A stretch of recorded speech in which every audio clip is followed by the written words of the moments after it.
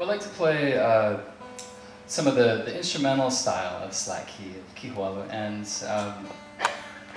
I'm tuning to one of the more popular tunings, and by hitting the open strings I get a G chord, and the nickname the Hawaiians call this terra patch tuning. And so I'd like to do a piece called Aluna Ahi Ahi from our CD.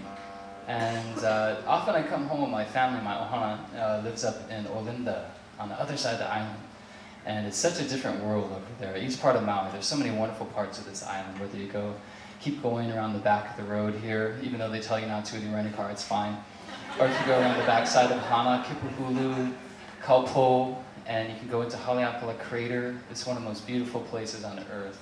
And seeing the sun as it sets here and then rises over Haleakala is one of the most stunning aspects of being on Maui. And so this piece was inspired by the colors in the sky, the Maui skies, and it's a piece called Aluna Ahi Ahi.